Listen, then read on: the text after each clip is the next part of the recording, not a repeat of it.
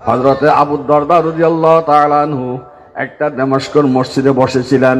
হঠাৎ করে একজন লোক এসে বলেন, হুজুর আপনার বাড়িতে আগুন লাগছে, আপনার ঘর জ্বলে যেতেছে। উনি বলেন, আমার ঘর জ্বলবে না। আজকে যদি এখানে বলে ধোঁয়া দেখা যাচ্ছে, এখানে জিবরিলে বয়ান করেন, সব দৌড় দিবেন, কোথায় ধোঁয়া দেখা যাচ্ছে। আবু দারদা রাদিয়াল্লাহু তাআলা কথা শুনিয়া মসজিদে বসা, কিন্তু আরেকজন আসি বললেন, হুজুর আপনার বাড়িতে আগুন লাগছে, আপনার ঘর জ্বলে যাবে। আমার ঘর জ্বলবে না। তৃতীয় ব্যক্তি বসলো, বললো, তা হয়তো আমার ঘর জ্বলবে না। চতুর্থ ব্যক্তি আসি বলেন, হুজুর আগুন জ্বলতে জ্বলতে আপনার ঘর পরিমাণ আসছে, আগুন নিভে গেছে, আপনার ঘর জ্বলে নাই। এখন একাধিক লোক আসিয়া বলেন, হুজুর বলেন আপনার কি কাজ সাজি আছে? আমাদের জমানায় হলে রিমান্ডে দিত। কি আছে বলেন, যার কারণে আপনি তিনজন লোকের সূত্র বললেন আপনার ঘর জ্বলবে না, বাস্তবে জ্বলে নাই, নিশ্চয়ই আপনার কোন কাজ সাজি আছে।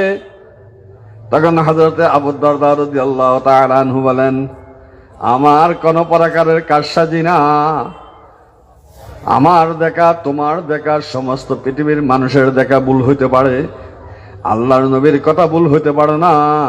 আল্লাহর নবী বলছেন, যে ব্যক্তি সকালবেলা ঘর থেকে বের হওয়ার সময় দোয়া পাঠ করবে, আল্লাহুম্মা আনতা রাব্বি লা ইলাহা ইল্লা আনতা রাব্বুল আরশিল কারীম, মা শা আল্লাহ ইয়াকুন ওয়া মা লাম ইয়াশা লাম ইয়াকুন, ওয়ালা হাওলা ওয়ালা কুওয়াতা ইল্লা বিল্লাহিল আলিয়্যিল আযীম, আল্লাহুম্মা ইন্নী আ'লাম আন্নাল্লাহা আলা কুল্লি শাইইন কাদির ওয়া আন্নাল্লাহা ক্বাদ আহাতা কুল্লা শাইইন ইলমা, আল্লাহুম্মা ইন্নী আউযু বিকা মিন শাররি নাফসি ওয়া মিন শাররি কুল্লি দাব্বাতিন আনতা আখিযুন বিনাসিয়াতিহা, ইন্না রাব্বি আলা সিরাতিম মুস্তাকিম।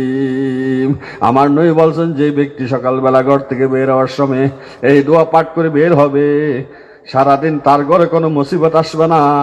আমি তো আজকে সকালে ঘর থেকে বের হওয়ার সময় দোয়া পাঠ করে বের হয়েছি, সেই জন্য তোমাদের দেখা ভুল হইতে পারে, আল্লাহর নবীর কথা ভুল হইতে পারে না, সেই জন্য বলছি আমি আমার ঘর জ্বলবে না।